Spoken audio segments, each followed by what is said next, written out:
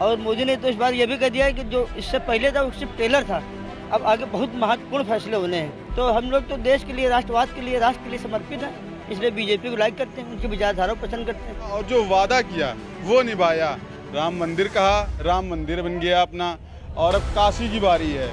पर जिनमें टैलेंट होता है उन्हीं को जॉब मिलती है, और वही हो ही रहा है। मतलब कमीशन वाला काम नहीं चल रहा है। अखिलेश की सरकार थी, कमीशन मिलके हो जाता, जॉब वगैरह लग जाती थी।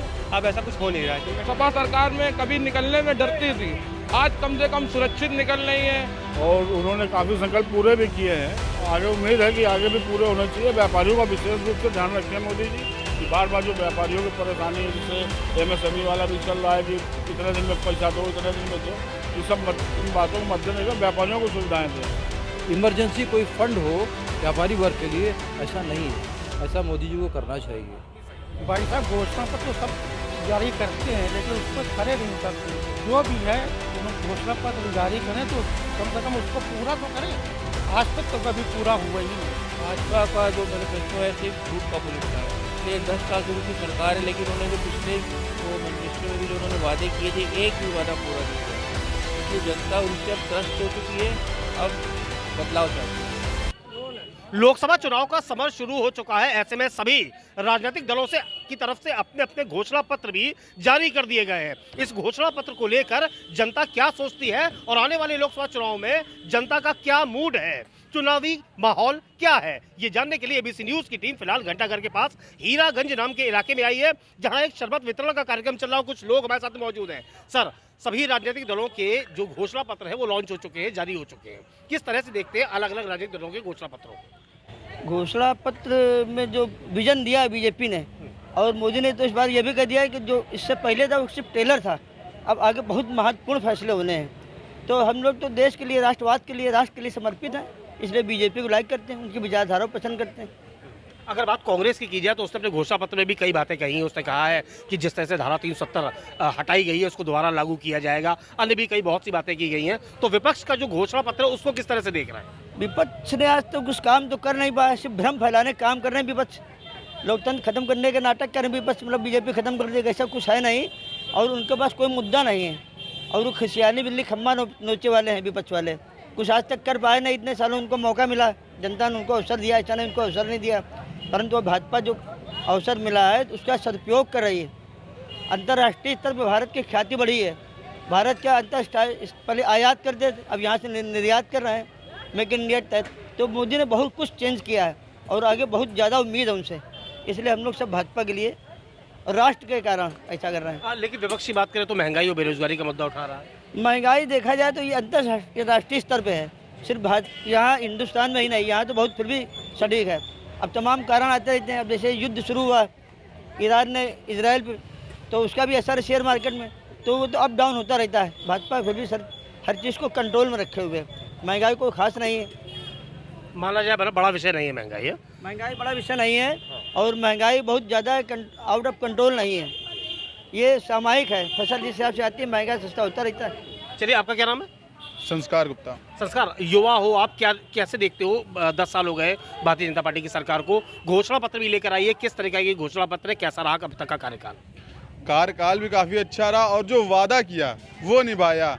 राम मंदिर कहा, राम मंदिर बन गया अपना, और अब काशी की बारी है।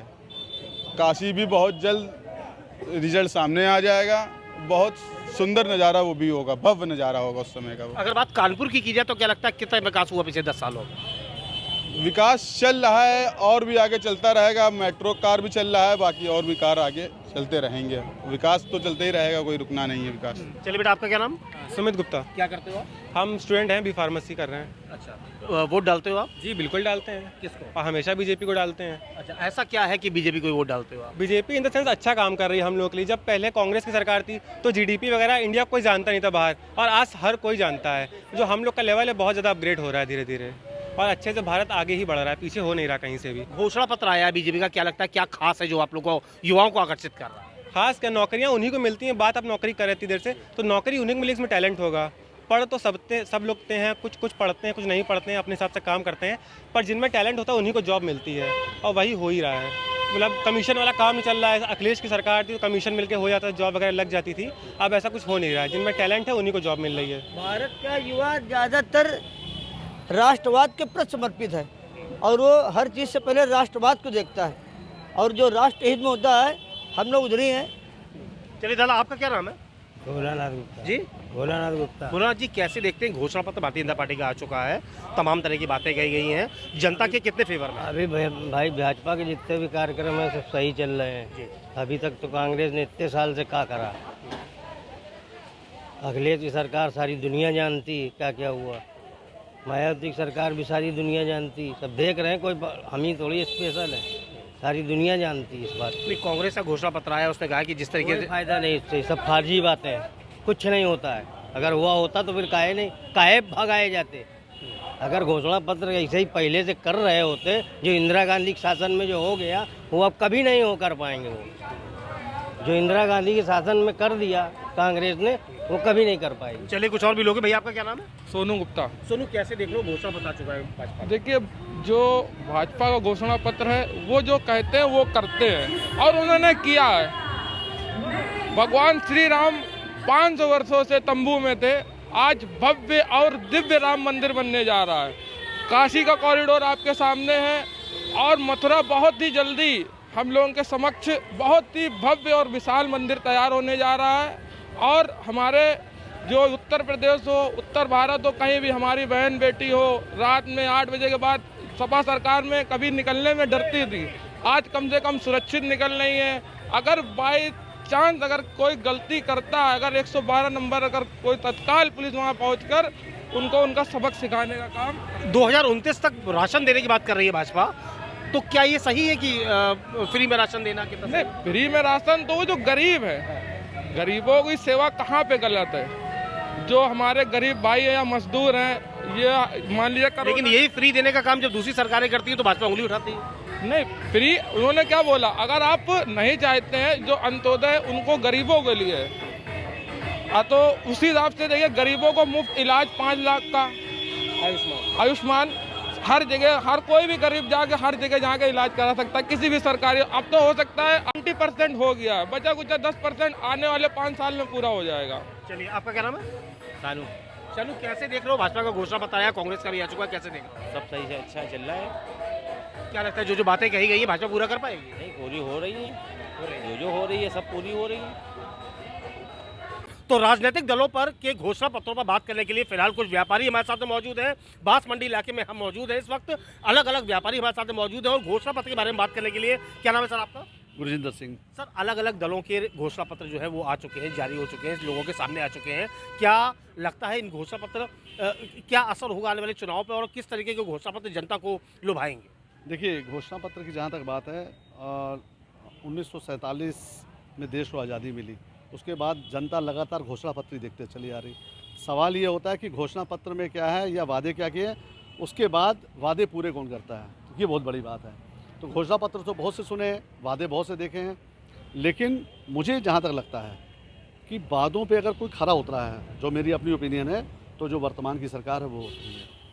ठीक है, सारे वादे पूरे नहीं हो सकते हैं, लेकिन तमाम वादे ऐसे पूरे हुए हैं जिसको हम लोग कह सकते हैं हाँ, पिछली सरकारों में जो वादे हुए थे या अभी कांग्रेस द्वारा जो घोषणा पत्र जारी किया गया है, मैं ये कहना चाहता हूँ कि इतने सालों से आपने जो भी काम किए हों सराहनीय है, ठीक है, अच्छी बात है, लेकिन अब जो घोषणा पत्र आ रहे हैं, अगर इसी पे काम किया हो तो शायद उनकी सरकार ना जाती।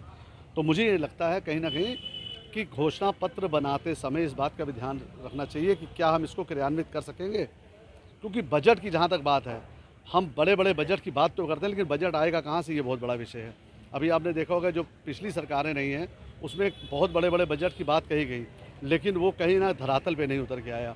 हमेशा कहा जाता है, अभी कानपुर की बात करते हैं हम लोग जो है, कानपुर में पिछली सरकारों में आपने देखा होगा, 2014 से पहले की मैं बात करता हूँ, तो एक पुल बनना था सीओडी वाला, सीओडी पुल के लिए 3 बार सरकार बनी, तब 3 बार में जाके जो सीओडी का पुल अब जाके बन पाया। तो घोषणाएं बहुत सी होती हैं, बहुत सी सरकारें आती हैं, घोषणाएं करती हैं, लेकिन उसको आज देखिए कितना बड़ा एक मुद्दा था कानपुर शहर के अंदर, कानपुर शहर के यातायात को 2 भागों में विभाजित करता हुआ जो है उत्तर और दक्षिण को अलग कर रहा है, वो है अनवरगंज मंधना रेलवे लाइन। भीषण जाम से परेशान है। आज क्या ये आज रेलवे लाइन आज की है? जिस समय ये रेलवे लाइन पड़ी थी उस समय शहर में इतनी ज़्यादा आबादी नहीं हुआ करती थी। आज शहर में इतनी आबादी है, इतने लोग हैं, इतने वाहन हैं। आप सबको मालूम है कि यहाँ से लेकर वहाँ तक 17 रेलवे क्रॉसिंग है और 17 रेलवे क्रॉसिंग जब जाम बंद हो जाती है, और मेरा ख्याल है आज लगभग 45-40 जो है वो पैसेंजर ट्रेन है। इसके अलावा लगभग 100 ट्रेनें टोटल जो है यहाँ पे चल रही हैं। अब 24 घंटे के अंदर जब 100-125 ट्रेनें आएंगी जाएंगी तो क्रॉसिंग बट नेचुरल थोड़ी देर बाद बंद रहेगा। उसमें तमाम बच्चों की स्कूल की गाड़ियाँ, तमाम देखा होगा आपने, चूँकि हैलेट अस्पताल और जितने हॉस्पिटल हैं, चाहे वो कार्डियोलॉजी हो, वो सारा दक्षिण से आने वाले आदमी को इधर आना पड़ता है। उसके लिए तो बात हो चुकी है, सांसद की ओर से प्रयास किए गए हैं, क्या उम्मीद है व्यापारियों को? देखिए, अभी तक आवाज़ काफ़ी समय से उठाई जा रही थी। मैं एक बात करना चाहूँगा, खड़गे जी उस समय रेल मंत्री थे, कानपुर आए थे, उनका आगमन हुआ था, मैं स्वयं गया था और उनको जाके ये समस्या बताई थी और उनको हम लोगों ने ज्ञापन दिया था, लेकिन उस सरकार में हमारी लोगों की कोई सुनवाई नहीं हुआ था। वर्तमान में अभी जो सरकार है उसमें 2 सांसद पचौरी जी और बोले जी ने जाके इस आवाज़ को उठाया है, संसद में भी उठाया है और कहीं ना कहीं ये लग रहा है कि एलिवेटेड ट्रैक बहुत जल्दी बन जाएगा। तो मेरा ये मानना है कि घोषणा करना अलग बात होती है, उसको क्रियान्वित कर धरातल पर लाना अलग बात होती है। सर, कांग्रेस की बात करें तो जो घोषणा पत्र लाया गया है उसमें साफ तौर पर कहा गया कि 370 हटाई जाएगी, युवाओं को नौकरियां दी जाएंगी। क्या लगता है जनता को लुभा नहीं पाएगा ये घोषणा पत्र? सर, मैं इस बात पर, देखिए, हम सबसे ज़्यादा इस बात को मानते हैं कि जो भी गवर्नमेंट आए वो हमारे व्यापारियों के लिए क्या करे। हम तो देखिए, बाकी गवर्नमेंट आ रही है और मोदी जी ने कई जगह अच्छे भी काम किए हैं और कई जगह पे हम लोग हमारे मतभेद भी हैं उनसे, हमारी सोच के हिसाब से, लेकिन कई चीज़ें ऐसी हैं कि हमारे व्यापारियों के लिए वो कितनी सुविधा दे रहे हैं, ये हमारे लिए बहुत इंपॉर्टेंट चीज़ है।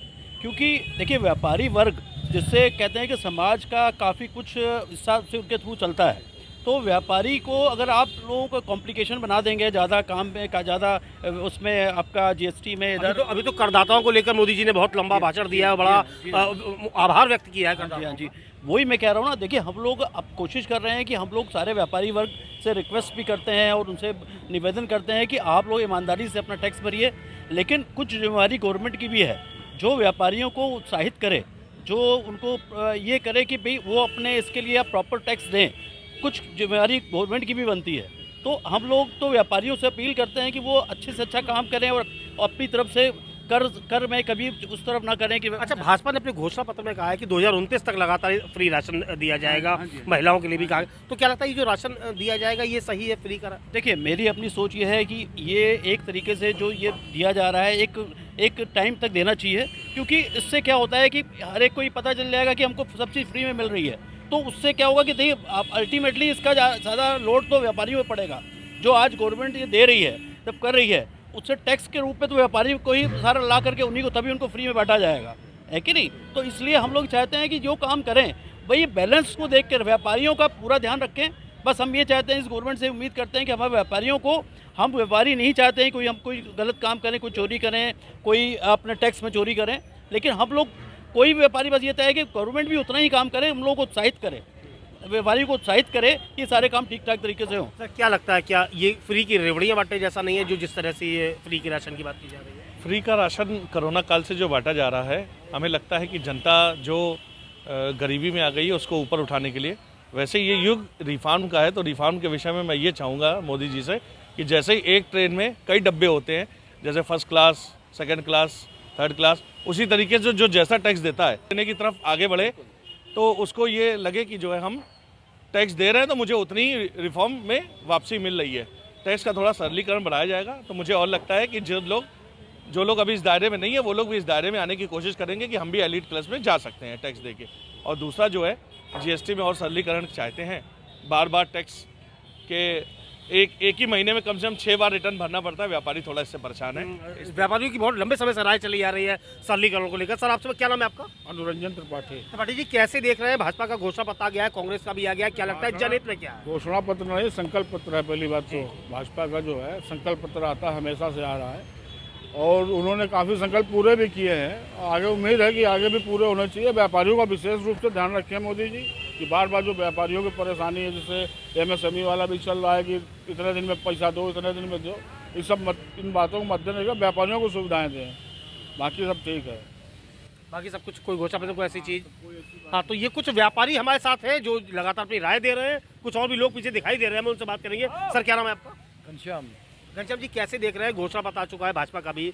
मैंने समाचार पत्रों में पढ़ा है कि भारतीय जनता पार्टी का जो घोषणा पत्र आया है उसमें से जो व्यापारी वर्ग है जिसको कमर्शियल ऑर्गेनाइजेशन बोलते हैं, और ये सबसे बड़ी रीढ़ होती है फंड्स की जो केंद्र सरकार राज्य सरकार को जाता है, और इस फंड्स का उसमें ये नहीं है कि इमरजेंसी कोई फंड हो व्यापारी वर्ग के लिए, ऐसा नहीं है।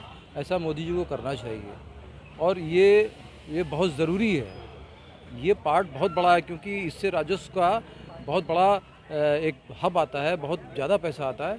तो ऐसी भी सिक्योरिटी होनी चाहिए व्यापारी वर्ग को, जिससे व्यापार वर्ग का भला हो सके। ये मैं कहना चाहूँगा। क्या लगता है जो घोषणा पत्र बातें की गई हैं भारतीय जनता पार्टी की या बहुत संतुलित है घोषणा पत्र। मैंने पढ़ा है आज, शिक्षा पर, स्वास्थ्य पर और जो भी सुविधाएं हैं वो संतुलित हैं, बहुत बैलेंस बनाया है। जिस किसी ने बनाया हो बैलेंस बनाया है, लेकिन सरकार ने उसको अनुमोदित किया है।